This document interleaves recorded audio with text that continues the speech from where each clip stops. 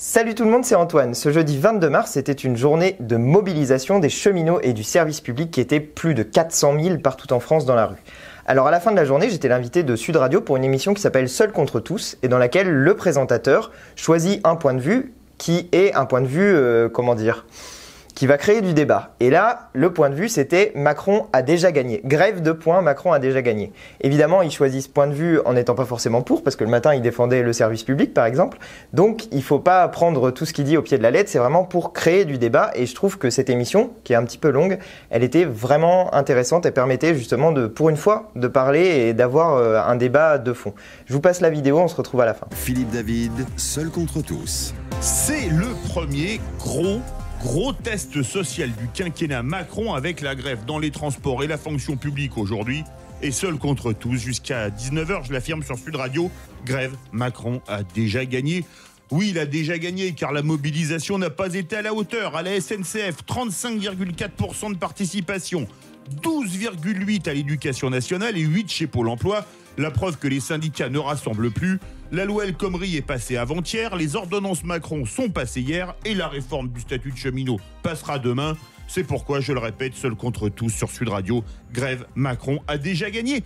Car ces grèves ne concernent pas le public et la SNCF n'est pas soutenue par les Français puisque 56% des sondés considèrent que le mouvement de grève des cheminots est injustifié si l'on en croit la balise d'opinion IFOP fiduciale pour CNews et Sud Radio. C'est pourquoi, je le répète, Seul contre tous, grève, Macron a déjà gagné. Car Macron n'est pas Juppé. Il est droit dans ses bottes, lui aussi, mais en termes de réforme, et après avoir réformé le code du travail, il ne lâche rien, et donc il va réformer et la fonction publique et la SNCF. Pourquoi, je le répète, Seul contre tous, grève, Macron a déjà gagné. Et pour vous répondre ce soir, nous sommes avec Camille Lenné, secrétaire générale des Jeunesses communistes françaises. Bonsoir. Bonsoir. Merci d'être avec nous, également avec nous. C'est une première pour lui dans Seul contre tous. On est ravis de l'accueillir. Antoine Léaumont, responsable de la communication numérique de la France Insoumise. Bonsoir. Bonsoir. Et vous avez notamment réalisé une vidéo qui fait un petit peu le buzz. Vous pouvez nous en parler rapidement, Antoine Léaumont? Oui. Je crois que Mélenchon a mis la main à la pâte un petit peu pendant le cortège cet après-midi. C'est les cheminots qui nous ont proposé de faire sauter une mine d'alerte et Jean-Luc Mélenchon l'a fait avec plaisir et ça a enchanté tout le monde et donc nous avons filmé ce moment et on l'a publié avec un petit commentaire qui était Macron, attention, ça va péter. Donc une vidéo qu'on peut retrouver sur le compte Twitter de la France Insoumise ou de Jean-Luc Mélenchon. Sur son compte Facebook et par ailleurs sur un certain nombre de médias puisque désormais elle tourne sans que toujours soit citée la source, malheureusement. Oui, c'est un de nos rares défauts, évidemment. Camille Lenné, vous avez entendu Philippe David, j'imagine. Oui. Vous n'êtes pas du tout d'accord avec ce qu'il vient de nous dire. Oui, non, ça surprendra personne que je ne suis pas d'accord, puisque c'est pour ça qu'on m'invite d'ailleurs. C'est sûr qu'on va pas pour ça que vous êtes là, effectivement. On va pas crier au miracle, ça c'est clair. Mais oui, après moi... Je considère que là, c'est une première journée de mobilisation pour, en tout cas, la SNCF et la fonction publique. Et en fait, c'est vraiment une belle journée de mobilisation. Je veux dire, les chiffres, vous les avez dit au début. Donc voilà, je pense qu'on peut que se féliciter de ça, mais c'est pas la dernière, quoi. Au contraire, quoi. La SNCF a déjà, les syndicats de la SNCF ont déjà annoncé cette grève perlée pendant 3 mois, qui est quand même un signe de force. Et en tout cas, moi, je pense que certes, le gouvernement, et en tout cas Macron, est sur une position de rester ferme, etc. Mais on verra quand il aura pris 3 mois dans la tête de mobilisation ce qu'il fera. Et en tout cas, ce qui est sûr, c'est que... C'est pas lui, il prend pas le train. Oui, c'est ça. Oui. Peut-être qu'il va prendre un coup dans le train, mais ça, c'est un autre problème. Et donc, par contre, ce qui est sûr, c'est que nous, on a quand même peiné à mobiliser sur le plan étudiant et la réforme des lycées, mais ça me donnerait un bon espoir parce qu'il y avait beaucoup de jeunes à cette manif, puisque moi, j'étais aux deux, celle des cheminots et à la deuxième des fonctionnaires. Et en fait... là, il y a un vrai espoir de convergence, en fait, parce que Macron, il a l'impression qu'en s'attaquant à tout, n'importe comment, tout le temps, il n'y aura personne pour lui répondre. Mais là, je pense quand même qu'il y a quand même une mobilisation qui se lance. Et les gens, en fait, si on leur pose la question en disant oui, le statut des cheminots et en pointant sans du doigt, évidemment que les gens, ils ne comprennent pas trop ce que ça peut donner. Et évidemment, ils peuvent se mettre en opposition avec les cheminots. Mais en fait, si on leur explique dans quel état est le rail français et qu'en fait, c'est pas privatiser la SNCF et c'est pas supprimer le statut des cheminots qui va arranger le coût de la SNCF et l'état du circuit et les retards de train, je pense qu'il faut leur expliquer comme ça aux gens et ils soutiendront les cheminots. Maintenant, c'est Antoine Léaumont que va mettre sur les rails. Vous n'êtes pas d'accord avec moi quand je dis grève, Macron a déjà gagné? Évidemment que non, sinon je n'aurais pas été dans la rue aujourd'hui aux côtés des cheminots et des salariés du service public. Il y avait, selon les premières estimations, 400 à 500 000 personnes partout en France. Il y en avait énormément à Paris où j'étais aujourd'hui. Et globalement, c'est effectivement une première... Même si c'est 500 000 personnes, c'est pas énorme, ça fait même pas 1% de la population.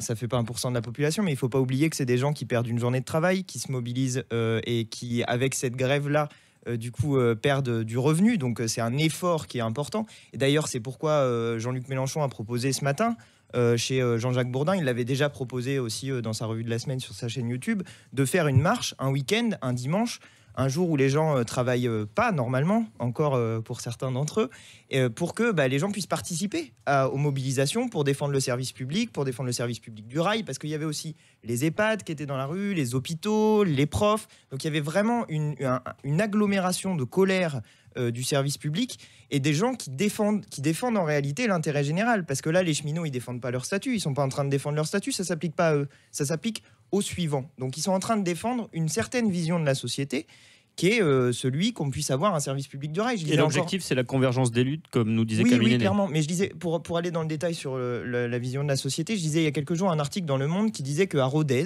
alors je ne sais pas si vous connaissez Rodez ou pas, c'est quand même une préfecture ville de l'Aveyron. Voilà. Non, c'est pas si petit que ça d'ailleurs. C'est pas si grand non plus. Et la gare de Rodez, il y a de moins en moins de trains qui sont faits parce que, dit-on, il doit y avoir des travaux de modernisation d'une ligne. Et en réalité, la région est prête à faire les investissements et la SNCF temporise, refuse, hésite un peu et met des cars pour remplacer le train. Et là, on voit déjà, même si le gouvernement dit qu'il ne veut pas fermer de petites lignes, que cette réforme, en réalité, elle va mener à ce genre de situation où on ferme des lignes petit à petit, sans trop le dire. Et c'est exactement ce qui s'est passé avec la Poste. Avec la Poste, on a eu 5000 bureaux de poste confirmés partout en France, et en particulier dans les zones rurales, depuis que la réforme de la Poste a été faite en 2006. Donc, oui, c'était pas Macron qui l'a faite. Hein. Non, c'est pas Macron, mais c'est exactement la même logique. Mais par ailleurs, Macron, en fait, il a déjà perdu. Il n'a pas gagné, puisqu'il est en train de se plier, de se soumettre aux demandes de la Commission européenne qui exige que le 4e paquet ferroviaire européen soit transcrit dans la loi française d'ici la fin de l'année, c'est-à-dire en gros qu'on ouvre le rail à la concurrence, et tout ça c'est des exigences de Bruxelles, et Macron s'y soumet, donc il n'a pas gagné, il a perdu si jamais il applique ces mesures. Mais Camille Lenné, ça fait quand même pas 1% de la population dans les rues de France et de Navarre. On peut pas dire que ce soit un succès, moins de 1%. Pas énorme. Je sais pas, si vous comptez toute la population, y compris les enfants et les nourrissons, c'est sûr oui, moi, je compte toute la dans la rue. Hein. C'est plus compliqué de le compter en gréviste, mais après, comme ça a été dit par Antoine, en fait, le problème c'est que si les gens ils perdent du salaire, en fait, c'est aussi un engagement de faire une grève. En fait, tout le monde ne peut pas le faire, c'est assez compliqué, etc.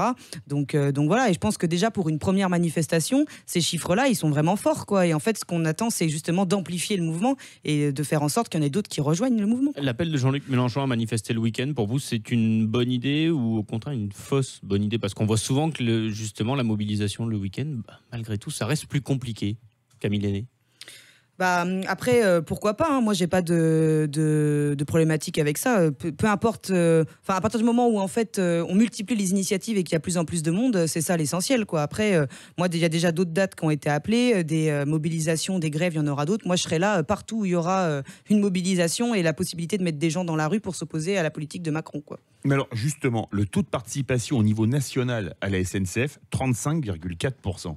C'est pas mal, non, pour une première journée. Ça veut dire que les 2/3 font pas grève. Ah, mais ça veut dire qu'il y a un tiers qui fait grève, et pour une première oui, journée, vous moi je voyez trouve ça la pas mal. bouteille au tiers pleine, moi je la vois au 2/3 vide. Mais écoutez, je vais vous dire un truc. Aujourd'hui, il y a beaucoup d'histoires autour de Nicolas Sarkozy et des financements potentiellement libyens de la campagne de Nicolas Sarkozy. Il avait déclaré, quand il était président de la République, maintenant, quand il y a une grève, plus personne s'en rend compte.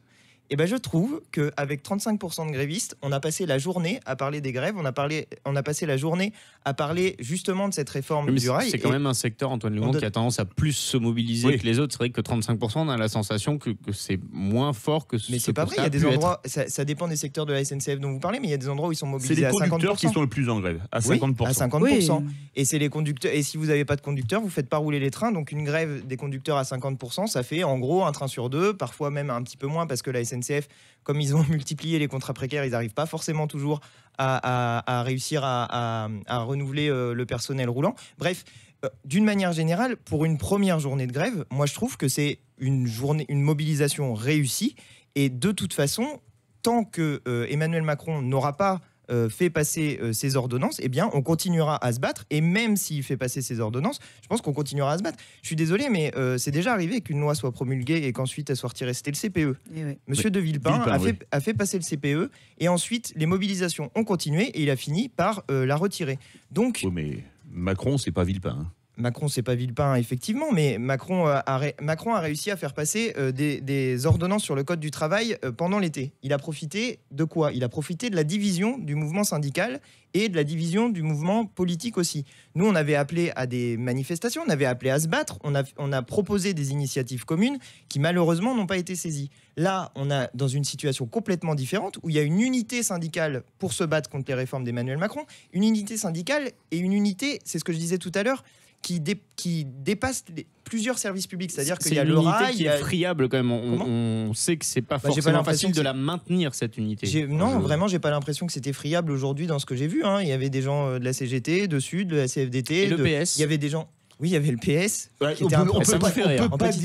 peut pas dire que c'est le moins qu'on puisse dire. Là, il passera pas ses vacances avec Mélenchon. Mais c'est très bien que le PS soit dans la rue et redécouvre les manifestations. Ça faisait longtemps qu'on ne l'avait pas vu. Mais ils n'ont pas été très bien accueillis. Ils n'ont pas été très bien accueillis. Mais en même temps, qui c'est qui a laissé passer toutes les réformes précédentes sur la libéralisation c'est la majorité. C'est les majorités précédentes qui ont laissé faire tout ça. Et au Parlement européen, les copains du PS, ils étaient complètement pour la réforme, le paquet ferroviaire. Ils votaient pour.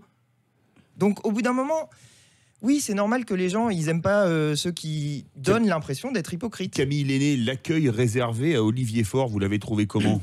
Ah bah c'est sûr que c'était plutôt... il s'est plutôt fait chahuter, quoi. C'est le moins qu'on puisse dire, parce qu'il a même dû être exfiltré. Hein. Oui, bah, j'ai bien vu. Après, le problème, c'est que... Lui aussi.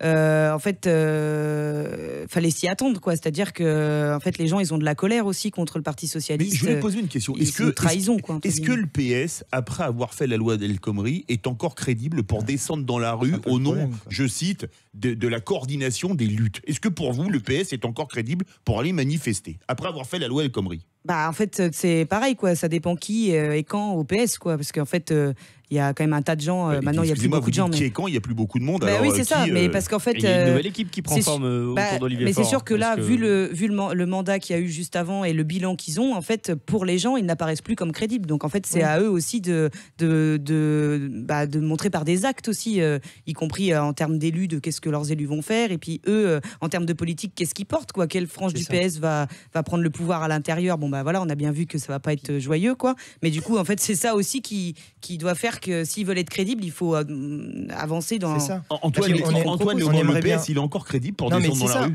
On aimerait bien comprendre ce qu'ils font, parce que d'un côté, ils sont dans la rue pour lutter contre les ordonnances d'Emmanuel Macron sur le rail. Et je vous disais il y a un instant que qui demande ça? C'est la Commission européenne qui veut qu'on inscrive le 4e paquet ferroviaire dans la loi. Or, les socialistes... à chaque fois, c'est vive l'Europe, youpi l'Europe, c'est génial l'Europe, et de temps en temps, il faudrait un petit peu la modifier quand même, parce que vous voyez, ça va pas si bien, etc. Donc on comprend rien à ce qu'ils racontent. D'un côté, ils nous disent oui l'Europe, et de l'autre, ils nous disent non quand il faut transcrire la loi européenne dans la loi, enfin les directives européennes dans la loi française. Donc on comprend rien, et globalement, ça donne l'impression que c'est une bande d'hypocrites avec lesquels on peut rien avoir à faire. Après, qui viennent dans la rue, c'est une très bonne chose. Je veux dire, plus il y a de monde dans la rue, mieux c'est. Un meilleur accueil la prochaine fois pour être sûr qu'ils reviennent. Mais en même temps, s'ils veulent un bon accueil, ils ont qu'à être clairs. Dans la majorité, dans le groupe actuel du Parti socialiste à l'Assemblée nationale, mais ça n'était pas déjà un premier message envoyé par Olivier Faure, le fait de venir soutenir cette lutte-là? Si, c'est bien, mais c'est très bien. Mais c'est déjà plus clair. Ça veut dire qu'il s'oppose à la politique d'Emmanuel Macron. Non, parce que dans le groupe socialiste à l'Assemblée nationale, il y en a que 3 qui ont voté contre la confiance au gouvernement d'Édouard Philippe. Il y en a 5 qui ont voté pour, et le reste, ils se sont abstenus. Même dans leur groupe à l'Assemblée nationale, on comprend pas ce qu'ils font. Enfin, je veux dire, j'aimerais bien savoir ce qu'ils pensent sur tout à peu près, puisqu'ils sont même pas capables de savoir ce qu'ils pensent sur oui ou non, est-ce qu'on est pour le gouvernement d'Édouard Philippe avec Emmanuel Macron. Même ça, ils sont pas capables de dire s'ils sont pour ou s'ils sont contre. C'est vrai que s'ils savent pas s'ils sont pour ou s'ils sont contre, ça va être franchement compliqué pour avoir une ligne politique dans les semaines à venir. Et même quand ils sont contre, après il y en a un qui était contre. Maintenant il est au gouvernement. Alors, donc vous attendez une ligne claire de la part d'Olivier Faure et du Parti Socialiste. Honnêtement, on comprend plus rien, quoi. On continue le débat jusqu'à 19h. Je vous rappelle que seul contre tous, Philippe David affirme qu'Emmanuel Macron a déjà gagné face à la rue. Vous êtes pour l'instant, auditrice et auditeur de Sud Radio, 64% à ne pas être d'accord avec lui. Vous David, seul contre tous. Et seul contre tous dans ce soir, je le dis haut et fort, grève, Macron a déjà gagné. Et il y a pas mal de commentaires sur Twitter. Ça continue de voter. 64% de nos auditrices et auditeurs ne sont pas d'accord avec vous pour le moment. Philippe, David, quelques commentaires. On a Christophe qui nous dit que les merguez frites ne font plus recette. Fini les rassemblements autour des buvettes réchauffées par un feu de pneus et de palettes. On est un petit peu dans les clichés avec Christophe.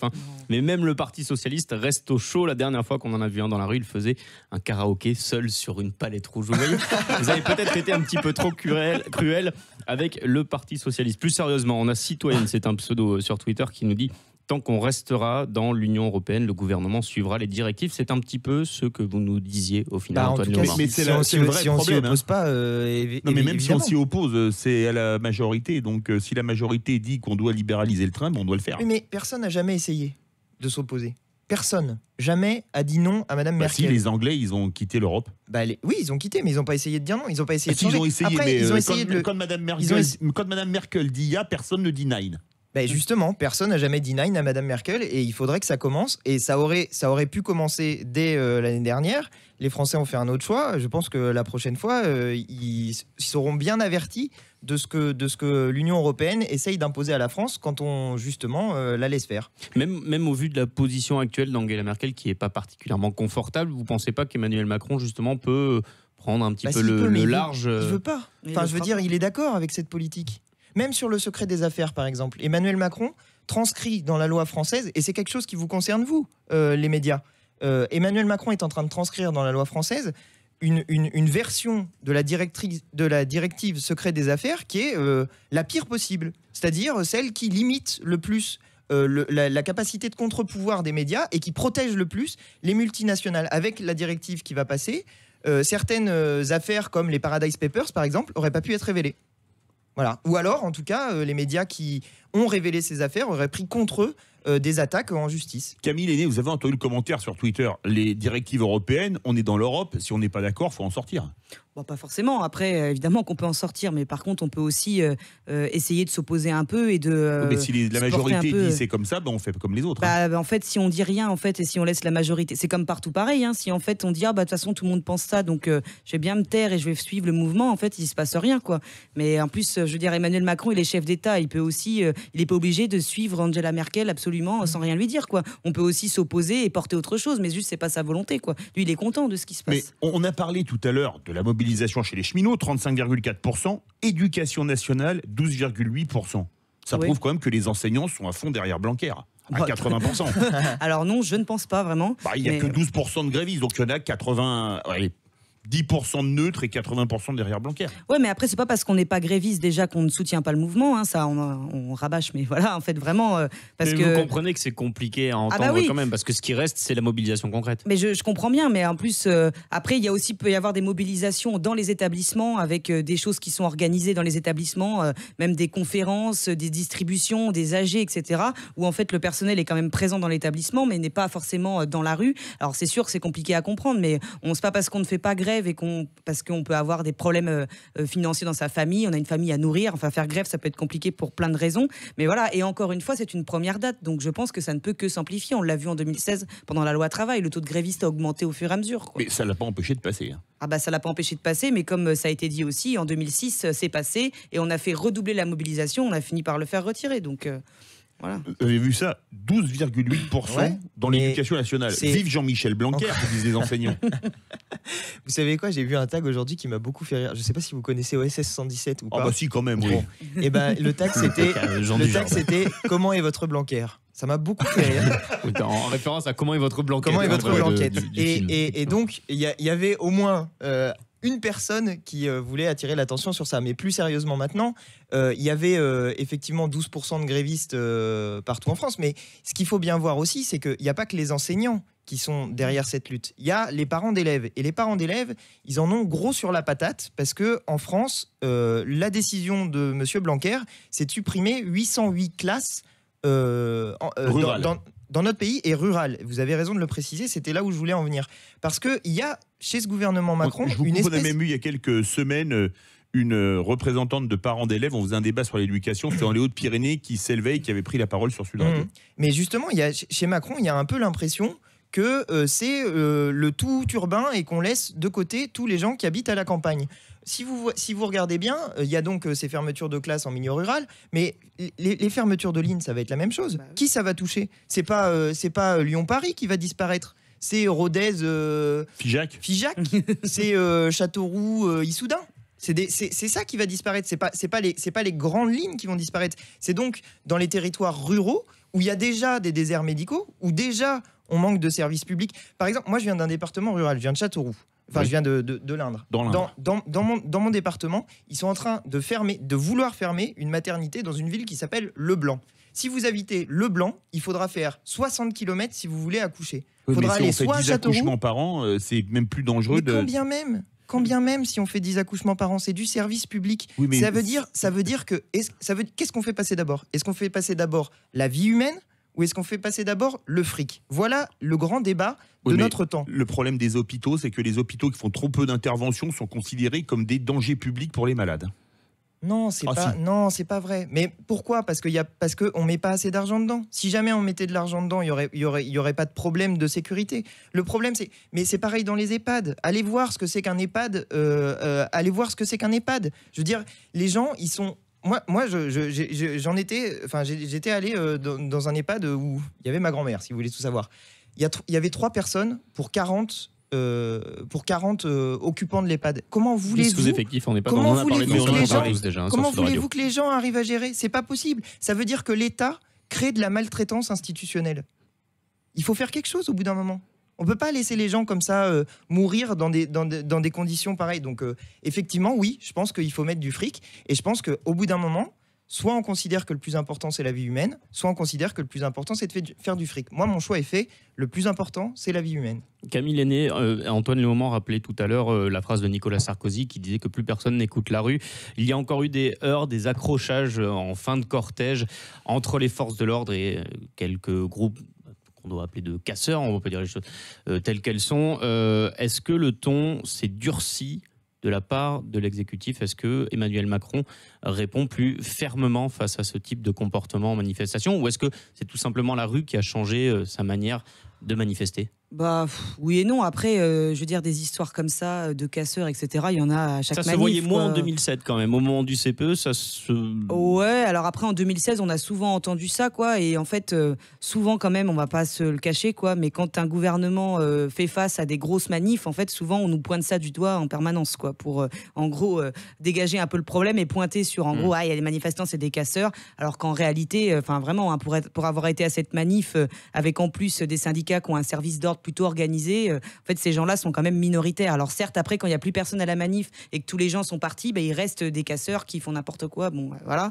Mais par contre les manifs en règle générale, c'est plein de gens qui viennent manifester tranquillement. Mais voilà. On voit ces manifestations quand même, ces rassemblements.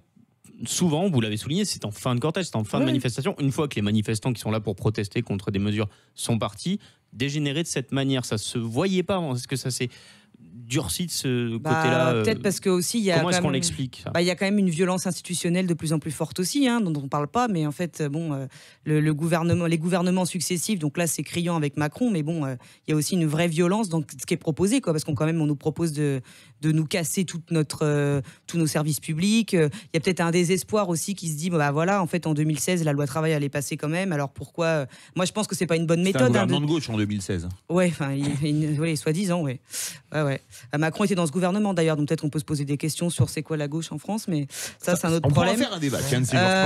On réinvitera pour un débat. Ouais, voilà. Parce que moi j'ai une idée de ce que c'est, quoi, mais je pense tout le monde n'a pas la même définition que moi. Antoine Léaumont, justement. Ces grèves, elles sont pas si populaires que ça. Il y a un sondage qui a été fait. Alors, c'est une balise IFOP fiduciale pour CNews et Sud Radio, faite aujourd'hui. 56% des Français considèrent que le mouvement de grève des cheminots est injustifié. Ouais, mais 53% des Français considèrent que Macron fait une mauvaise politique. Donc, ça dépend des chiffres qu'on choisit, quoi. Oui, mais Et- ça dépend. Il peut Non, faire mais une je mauvaise suis- politique internationale, il peut faire une mauvaise politique envers les retraités. Non, ils ont mauvaise plus politique, c'est un peu différent. Ils disent qu'ils n'ont pas confiance en lui et que c'est un mauvais président. Enfin, moi, je sais pas ce qu'il vous faut, mais au bout d'un moment, j'ai l'impression que l'opposition à ce que fait Emmanuel Macron est majoritaire désormais dans notre pays. Il a bénéficié d'une espèce d'aura médiatique à grand renfort de une dans les magazines, encore dans VSD. Je ne sais pas si vous avez vu la une de VSD cette semaine. C'est Emmanuel Macron en Hercule et vraiment en Hercule, je veux dire, c'est un J'ai vu la photomontage. semaine dernière en une de Paris Match que les chèvres s'inclinaient Les chèvres devant s'inclinent devant C'est vrai Emmanuel que Macron. la Donc, une de VSD est je l'ai pas vu, particulièrement malheureusement. Il y a grotesque. écrit Il faut- les faut 12 le travaux souligner. d'Emmanuel Macron, comment il va casser les syndicats. Enfin, je me souviens plus exactement ce qu'il raconte, mais c'est vraiment, on arrive à un niveau mais ridicule. Je veux dire, là, les journalistes. Après qui font- Antoine Léaumont, les journalistes VSD, on qui n'est font pas ça- vraiment sur une presse Non, mais je suis d'information non d'accord, plus. mais enfin, les gens sont quand même en train de s'humilier en faisant ce genre de choses, à mon avis. À mon avis, je veux dire, ça va trop loin. Donc, effectivement, je trouve qu'il y ait 53% des Français qui considèrent que que Emmanuel Macron est un mauvais président quand on a un grand renfort d'aide médiatique de ce type-là. Franchement, ça veut dire quand même que la colère gronde dans le pays. Bon, moi, je ne vais pas te parler des 53% pas contents de la politique d'Emmanuel Macron, mais comme c'est un sondage IFOP fiducial pour Sud Radio, je pense qu'il est meilleur. 56% des Français considèrent que le mouvement de grève des cheminots est injustifié, Camille Lenné. Et comme c'est pour Sud Radio, ils ont raison. Ouais, mais après, moi, je sais pas comment. Enfin, moi, j'ai fait un peu de sociologie il y a longtemps, quoi. Et en fait, ça dépend aussi comment on pose les questions aux gens, quoi. Parce qu'effectivement, si les gens, on leur parle du statut. En fait, déjà, les gens, ils ont une vision biaisée de c'est quoi le statut, quoi. Parce qu'en fait, on a l'impression que c'est mieux d'être cheminot qu'être banquier aujourd'hui, quoi. Alors qu'en fait, être cheminot, s'il y a un statut, employé de banque, c'est peut-être mieux d'être cheminot qu'employé de banque aujourd'hui. Ouais. Bah alors par contre, être cheminot, c'est faire les 3-8. Voilà, c'est pas de week-end, pas de jours fériés, bosser la nuit, avec des horaires en décalé en permanence, des conditions de travail qui sont dégueulasses, etc. Enfin vraiment, c'est ça être cheminot. Hein. Et en fait, tout le renfort de ce qu'on nous explique sur la retraite à 52 ans, en fait maintenant, il faut qu'ils aient 43 ans aussi de cotisation. Comme tout le monde, quoi. Donc en fait, personne ne peut prendre la retraite à 52 ans chez les cheminots. Ça n'existe pas, ça. Enfin, plus en tout cas. Et Bref, c'est vraiment insupportable d'entendre ça.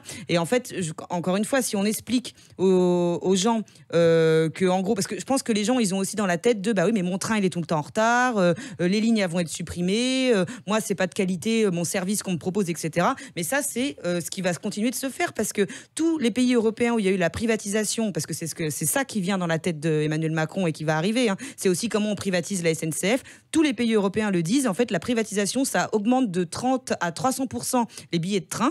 Et en plus, les petites lignes vont disparaître. Il n'y aura que du TGV et il n'y aura plus de service. Dans un cas, on paye le billet de train. Dans l'autre cas, on le paye dans les impôts parce que la dette de la SNCF, c'est 45 milliards d'euros. Donc, Mais soit ça coûte moins cher quand on le paye dans les impôts en règle générale. Ouais. ça se discute. Non, ça se discute pas. Enfin, je veux dire, non, mais je veux dire. Alors, plusieurs choses. C'est pas les mêmes qui payent, c'est toute la différence. Plusieurs choses. D'abord, sur les 56% que vous évoquiez tout à l'heure. Le sondage, il y a un problème quand même, c'est qu'aujourd'hui, c'est pas qu'une manifestation de cheminots, c'est une manifestation des cheminots et C'est du service une des public. questions du sondage. C'est une. Ah, j'aimerais bien savoir combien soutiennent J'ai le pris service celle-là. public. Là, je ne sais plus s'il y avait la Ok. question. Mais ça serait Mais- intéressant de savoir mais quand si les même, gens pas bien sont- travaillé vos chiffres, Philippe, ça serait évidemment. intéressant de savoir si Carton les gens jaune. soutiennent ou pas les manifestations du service public. Mais pour revenir sur le prix des billets et les privatisations, ce qu'on constate, c'est il y a plusieurs endroits où ça a déjà été le cas. En Angleterre, le prix moyen, les dépenses moyennes dans les transports pour les Anglais, c'est 14% de leurs revenus. En France, c'est 2%. Donc la France est moins chère sur les transports. Ce qu'on constate en Allemagne, c'est que la Deutsche Bahn, sur des distances de 500 km, elle est 2 fois plus chère que la SNCF, et en particulier 2 fois plus chère quand on prend les Oui, mais elle a billets très peu de en dettes. avance. Comment ? Mais elle a très peu de dettes, la DB.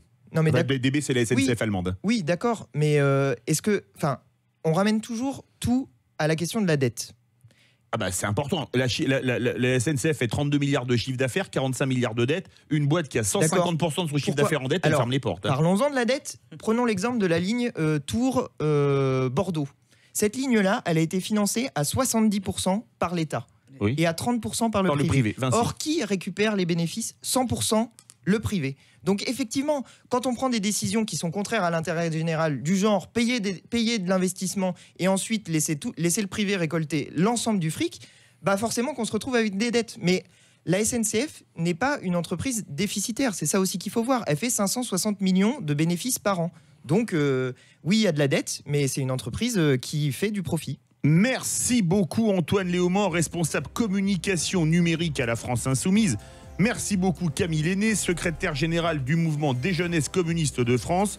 Verdict Pierre Maël. Bon, il reste une vingtaine de secondes pour voter à nos auditrices et à nos auditeurs. Et Mais là, je vais avoir sachez, du mal à remonter, vous avez là. d'ores et déjà perdu, Philippe David, puisque 76%. Non, ça vient de tomber. 79 sont pas d'accord. 79%. Vous voyez, vous avez les chiffres avant moi. On aurait fait la 79% des deuxième heure, auditrices et je auditeurs ne vous sont pas faisais d'accord une avec vous. remontada d'un autre monde. Mais on n'a pas eu J'en le suis temps. pas certain. Il vous aurait fallu 3 heures là. Voilà, comme toujours, j'espère que ce que j'ai dit dans cette émission vous a plu, vous a intéressé, vous a convaincu. Si c'est le cas, n'hésitez pas à mettre des petits pouces bleus et à vous abonner à ma chaîne pour recevoir mes prochaines vidéos. Ça se passe quelque part par ici. N'oubliez pas de cliquer la petite cloche pour recevoir des notifications. Et puis, d'une manière générale, dites-moi ce que vous avez pensé de cette émission dans les commentaires. Quant à moi, je vous dis à très bientôt pour de nouvelles vidéos. Allez, salut!